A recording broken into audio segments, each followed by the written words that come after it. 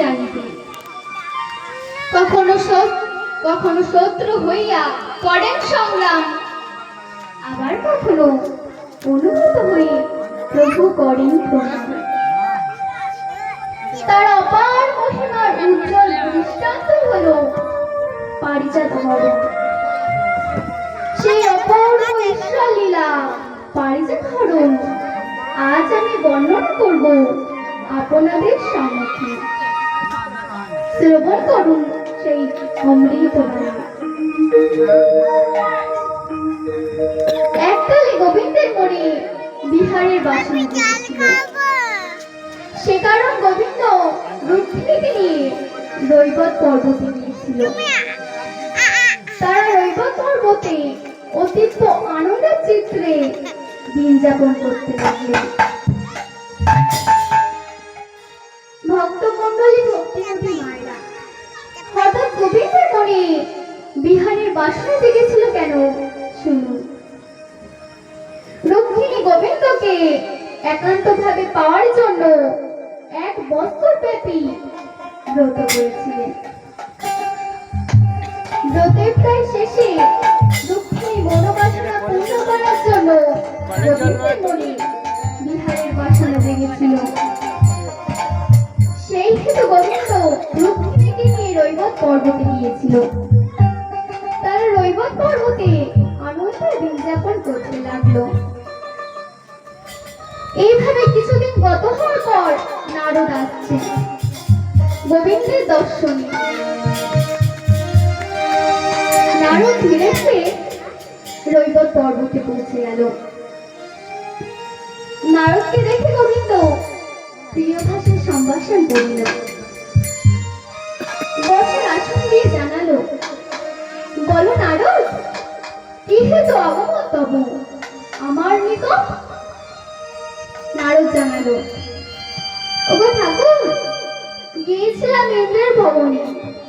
ইন্দ্র স্বমহিমাতে আমাকে একটি পারিজাত পুষ্প দিয়ে সম্ভাষণ জানিয়েছিলেন। সেই পুষ্পটি আমি বিনায় এনেছি তোমার জন্য। এই না ঠাকুর সেই পারিজাত পুষ্প। গোবিন্দ সেই পারিজাত পুষ্পটি নিয়ে রুক্মিণীর খোঁপায় পড়িয়ে দিলেন। একে তো রুক্মিণীর ভুবন মোহিনী রূপ, তাহে দেবে দুর্লভ পারিজাত স্পর্শ মাত্রই বাড়িল দেহে আরো নিছন, অর্থাৎ সৌন্দর্য। তাহা দেখে নারদ বলছে, ওগো দেবী, গোবিন্দকে পাওয়ার জন্য তুমি যে ব্রত করেছিলে সেই ব্রত তোমার সফল হলো। বুঝলাম তোমার অতি প্রিয় যদুমণি, তুমি মহা ভাগ্যবতী। এই বলে নারদ বিদায় নিয়ে চলতে লাগলো। নারদ পথমধ্যে গিয়ে ভাবছে, ও ঠাকুর, তোমার স্বপ্নক্ষেত্রী একটি পুষ্প নিয়ে শুধু রুক্মিণীকে দিয়েছ। আমি দ্বারকায় গিয়ে তোমার স্ত্রীগণকে এই সংবাদ জানিয়ে দেব। তোমাদের মধ্যে কলা বাঁধিয়ে দেব, দ্বন্দ্ব বাঁধিয়ে দেব, অর্থাৎ ঝগড়া বাঁধিয়ে দেব। দেখি ঠাকুর তুমি কি করো।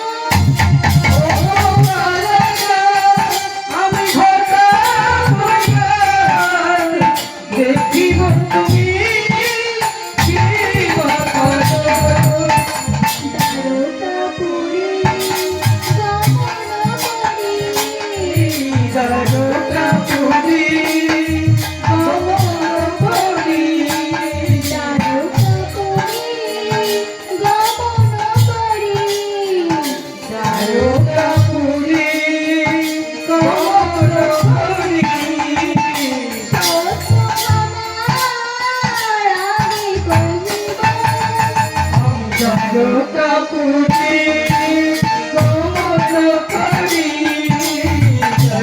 কাপুরে গমন করি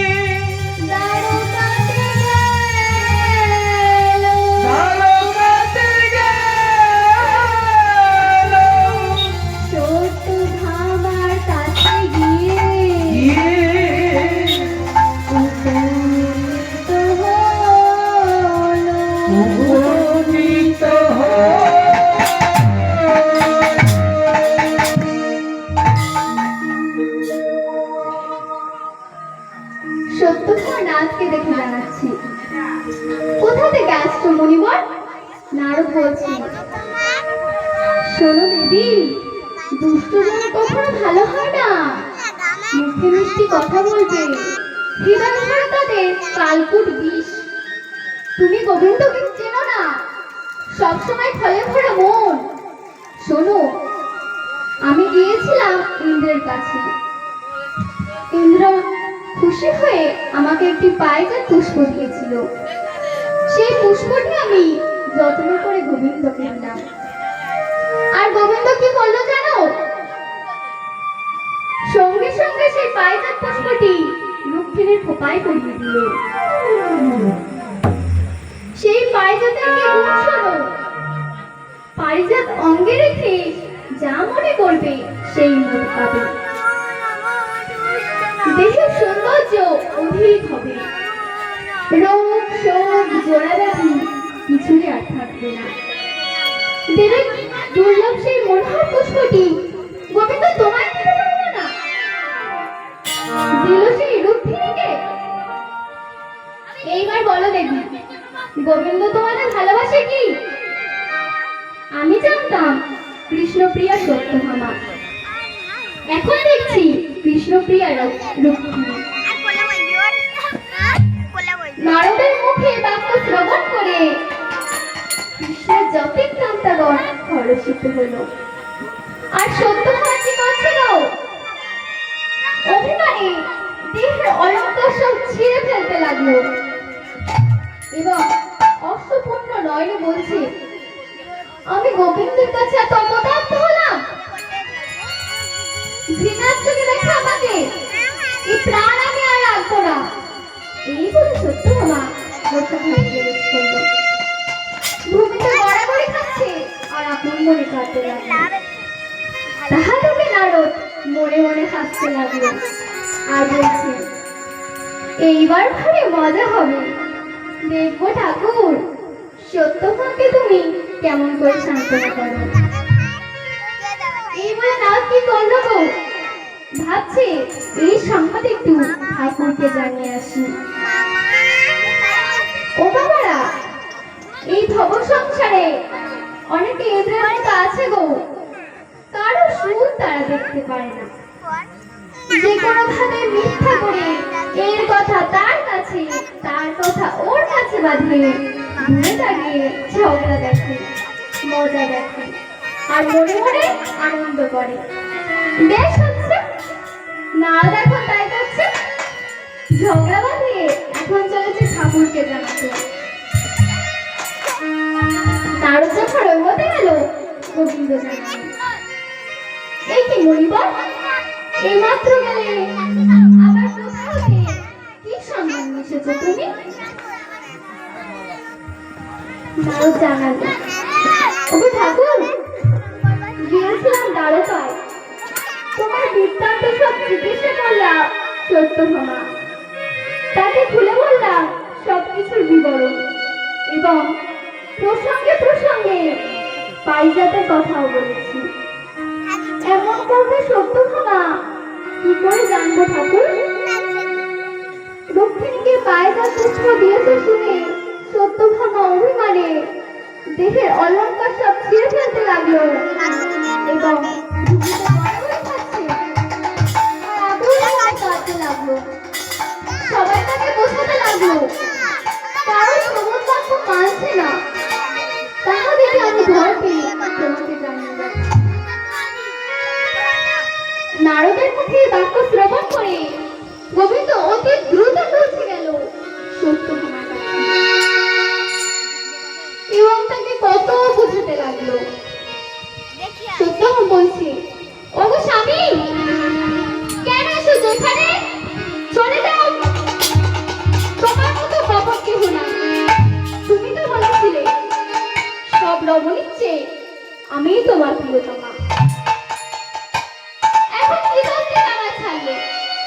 এখন তোমার কাছে রুক্মিণী প্রিয়, তাই তাকে পায়ের পুষ্প দিয়েছ? সব মন্দির উপহাস কেমন সহিব আমি? ইহার থেকে আমার মৃত্যু ভালো।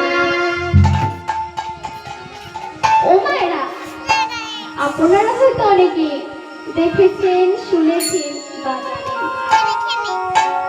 যদি কারো বাড়ির পাশে হয়ে থাকে তিনি ভালো করে জানবেন।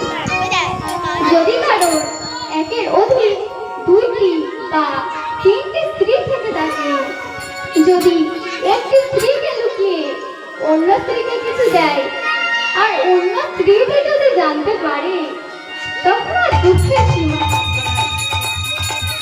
বলে, ও বুঝেছি নিশ্চয়, এখন আমার থেকে ও তোমার কাছে প্রিয়, তাই তাকে লুকিয়ে অনেক কিছু দিচ্ছ আর আমাকে ঘৃণার চোখে দেখছো। আমি বুঝি বানের জল ভেসে এসেছি? ইহার থেকে তোমার মৃত্যু হলে মরা মরা। কি গো মায়েরা, এইরকম হয় কি? গোবিন্দের হয়েছে কি তর্জনী? একটা নয়, দুটো নয়, 16,108টি স্ত্রী। দক্ষিণীকে পায়ের পুষ্প দিয়েছে শুনে আস্তিগণ আনন্দ করছে, কিন্তু সত্যভামা হিংসায় জ্বলে পড়ছে। গোবিন্দ বলছে, শোনো প্রিয়া সত্যভামা, আমি কপট নয়, সব স্ত্রীগণের মধ্যে তুমিই আমার প্রিয়তমা। তাই তোমাকে কথা দিলাম, প্রতিজ্ঞা করলাম, রুক্মিণীকে একটি পারিজাত পুষ্প দিয়েছি, তোমাকে দেওয়া বৃক্ষ সহ পারিজাত পুষ্প, সেই বৃক্ষ রোপণ করব, বসিয়ে দেব তোমার ঘরের দুয়ারে। তুমি শান্ত হও প্রিয়া সত্যভামা। তখন সত্যভামা কৃষ্ণবাক্যে হলকিতে জানালো, ওগো প্রভু, পারিজাত বৃক্ষে আমার আছে মন, পারিজাত বৃক্ষে আমি সেবা অর্চনা করিব আমি পুণ্যক্ষেপ করিব। এইভাবে কিছুক্ষণ গত হওয়ার পর গোবিন্দ বসে বসে চিন্তা করছে, কোথায় পাবো পারিজাত বৃক্ষ? ঠিক সেই সময় দিকে বাবা নারদ ভাবছে, আমি ঠাকুরের জীবনের মধ্যে দ্বন্দ্ব বাঁধিয়ে না, দেখে যাই ঠাকুর কিভাবে সত্যভাবে সান্ত্বনা করবো। তাই ঢেকি আনছে, নারদ চলেছে ঢেকি চলে রাস্তায়। কৃষ্ণ নাম শুনলে কবে মন থাকে নাই আমার ঘরে। হ্যাঁ,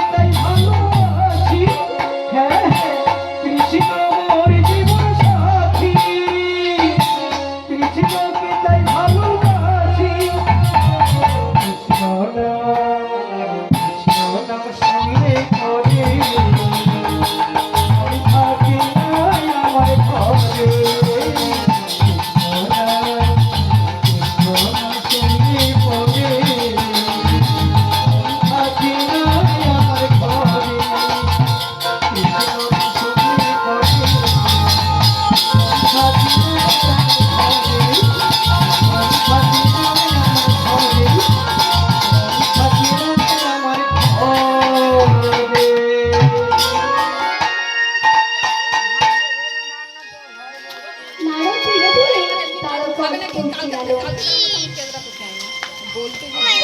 নারদকে দেখে কৃষ্ণ জানালো, নারদ, আমি সত্যভামাকে কথা দিয়েছি, প্রতিজ্ঞ করেছি পারিজাত বৃক্ষ এনে দেব, কিন্তু কোথায় পাবো বলো সেই পারিজাত বৃক্ষ? নারদ জানালো, ও ঠাকুর, স্বর্গের নন্দন কাননে আছে সেই পারিজাত বৃক্ষ। তুমি দুধ পাঠিয়ে মেঘে নাও ইন্দ্র সেই পারিজাত বৃক্ষ। ইন্দ্র তোমার নাম শুনে নিশ্চয় দেবে সেই পারিজাত বৃক্ষ। তাছাড়া তুমি তো তার ছোট ভাই, ভক্তমণ্ডলী ভক্তিমতী মায়েরা। প্রশ্ন জাগে মনে, কৃষ্ণ কেমন করে ইন্দ্রের ছোট ভাই হলো? শুনুন। শ্রীহরি বামন অবতারে ইন্দ্রের জননী অদিতির গর্ভে জন্ম নেয়। সেই হেতু শ্রীহরি ইন্দ্রের ছোট ভাই। কৃষ্ণ বলছে, মুনিবর, তুমি ভালো বিনয় করে কথা বলতে পারো, তাই তুমি যাবে আমার দূর হয়ে ইন্দ্রের কাছে। ইন্দ্রের কাছে গিয়ে বিনয় করে পারিজাত চাহিবে। বিনয় বচনে যদি পারিজাত না দেয়, তাকে কহিবে সমুদ্র মন্থনে প্রথম পারিজাত উঠেছিল, তাহলে সকলের ভাগ আছে। গোবিন্দ তোমার কনিষ্ঠ ভ্রাতা, গোবিন্দকে তুমি যদি পারিজাত না দাও, তুমি নিস্তার পাবে না। তাহা শ্রবণ করে নারদ পৌঁছে গেল স্বর্গরাজ্যে। নারদ গিয়ে ইন্দ্রকে বলছে, শোনো পুরন্দর, কৃষ্ণদূত হয়ে আমি তোমার কাছে এসেছি। কৃষ্ণপ্রিয়া সত্যভামা উন্নত ব্রত করেছে, সে কারণ পারিজাত বৃক্ষ অর্চনা করবে। ব্রত শেষ হলে পারিজাত বৃক্ষ ফিরিয়ে দেবে কৃষ্ণ। ওই সচিবতী, দাও পারিজাত বৃক্ষ, আমি দ্বারকায় নিয়ে যাবো। দাও